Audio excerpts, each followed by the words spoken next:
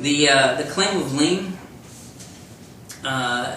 if regardless of whether or not you are in privity with the contract, the owner, regardless of whether or not you have a contract with the owner of the property, you've got 90 days from your last day of work to serve your claim of lien. The notice to owner, you've got 45 days from your first day of work to serve that. Okay, so 45 days on your notice to owner from your first day of work, 90 days on your claim of lien from your last day of work.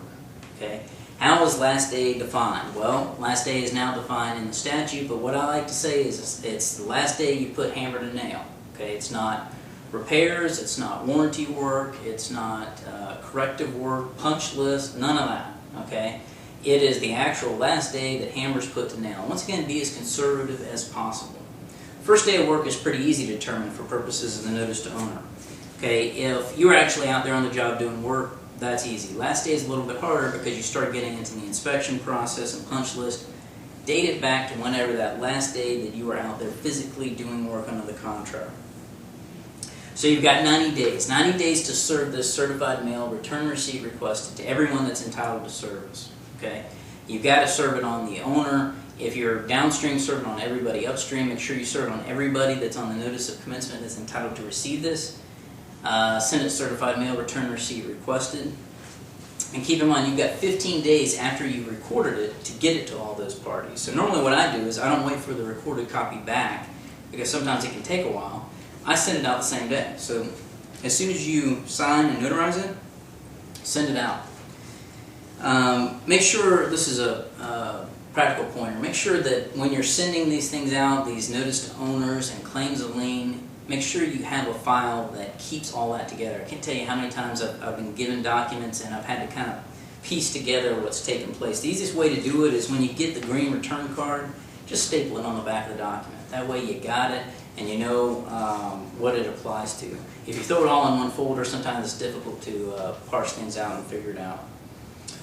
Okay, so you've served and recorded your claim of lien. Now what do? Well, your lien is good for 1 year. Okay, statute of limitations on a claim of lien is 1 year, which means that you got to file for lien foreclosure within a year after your lien's recorded. If you don't do that, you'll lose your lien. There's no re-upping your lien or going down to the courthouse on the last day and amending your lien again. Can you amend your lien anytime in that 90-day period? Absolutely. Okay, I was representing one contractor that had amended their claim of lien 5 times because of different things that happened in that 90-day period. You can lien it every day, but as soon as you hit that 91st day, you're stuck with whatever you got. Okay. After that point, that's the lien that you're working with. There are certain things that can accelerate the time frame for you to actually file lien foreclosure. I won't get into all of them, but I will point to one that I've seen a lot recently, and that is the notice of contest of lien.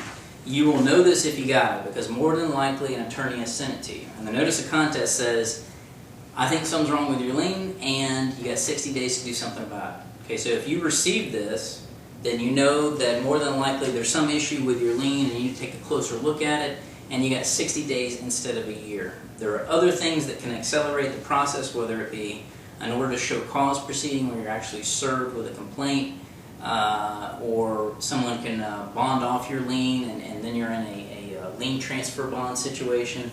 But you know, I'm going to primarily stick to the notice of contest of lien because I think that's the one that I end up seeing the most, especially in the commercial and residential context. So you've got your notice to owner. If you're not in privity with the owner, you've got to serve an NTO no later than 45 days from your first day of work, regardless of whether you're in privity with the owner. You've got to serve and record your claim of lien no later than 90 days after your last day of work. Now, let's say you're getting ready to file suit, and this is a mistake that a lot of contractors and attorneys make that don't practice in construction. No later than 5 days before you file suit for lien foreclosure, you've got to serve what's known as a contractor's final payment affidavit, and this is a form that's contained in 713.06, and what it says, owner, I'm out there, I've done this work, and I don't owe anyone any money, or I do owe people money, and this is who I owe and how much, but you've got to serve this. It's a condition precedent to filing suit.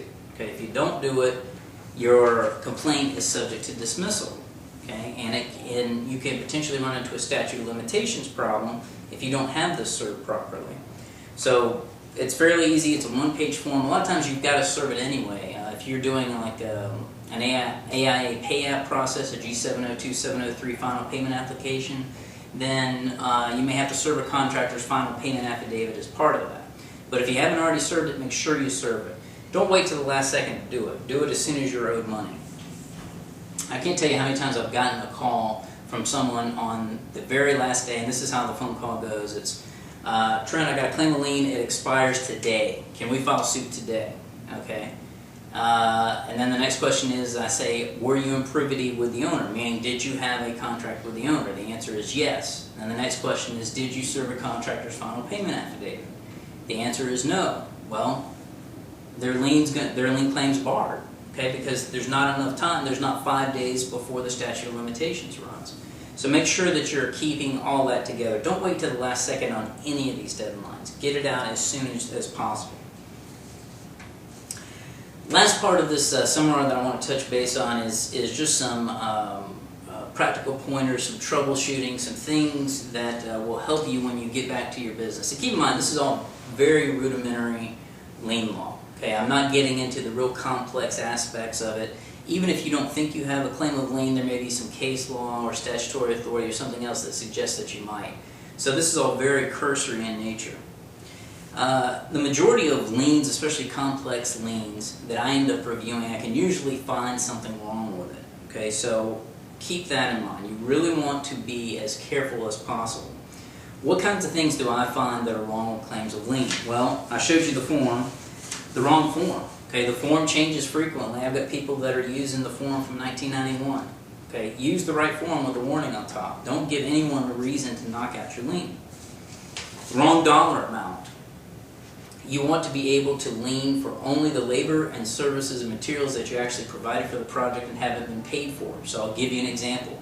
Let's say you've got a $10,000 contract and you did $5,000 worth of work. Owner kicks you off the job, you record your claim of lien. What's your lien for? Is it for $5,000? Is it for $10,000? Is it for $7,500, which is the $5,000 plus your lost profit on the remaining amount? The answer is $5,000. Okay, you only record for the labor, services, and materials that you actually provided and incorporated into the project.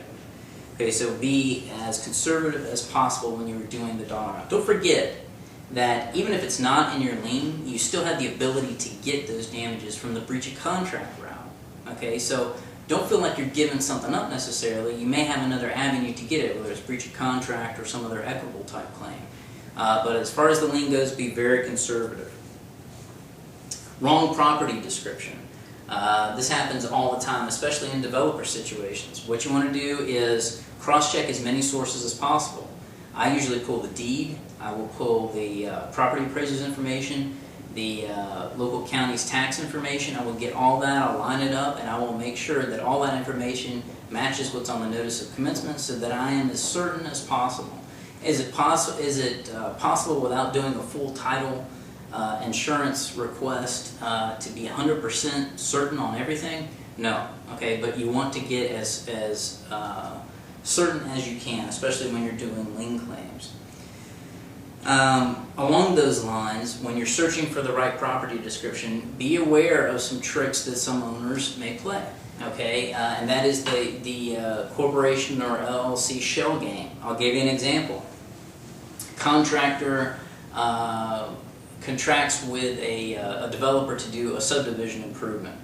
Okay, the developer goes and communicates with the contractor for months, discussing the plans, the specs, the scope of work, phases, means and methods, all those types of things. The person that was interacting with the contractor worked for ABC Company, okay? ABC Company Inc., let's say that. And when the time comes, ABC Company Inc. Submits a contract to the contractor signs it, does work, and isn't paid. So the contractor liens. As soon as the contractor liens, they get a phone call and a nasty letter from owner's attorney. And what it says is, you didn't serve your notice to owner in time. And the contractor looks confused and says, well, what are you talking about? You know, I negotiated with ABC, I worked with ABC, we discussed all this. You know, I know Jim over at ABC, and I know he owns this property. And then the attorney says, well, the actual owner of the property is not ABC Company, Inc., it's ABC of Florida Southwest LLC. Okay? So be aware of the name game, a lot of the changes that they do in order to protect themselves. What happened in that situation? Well, they didn't contract with the owner, so you're in a notice to owner situation. They got an argument there that you needed to have a notice to owner. At the same time, you could also argue, well, they're really one and the same, I didn't need a notice to owner, but you don't even want to get in that situation, okay? You want to be able to adequately defend your lien at all times. So that's when doing your homework is really important. Get all that information and make sure that you've got it right.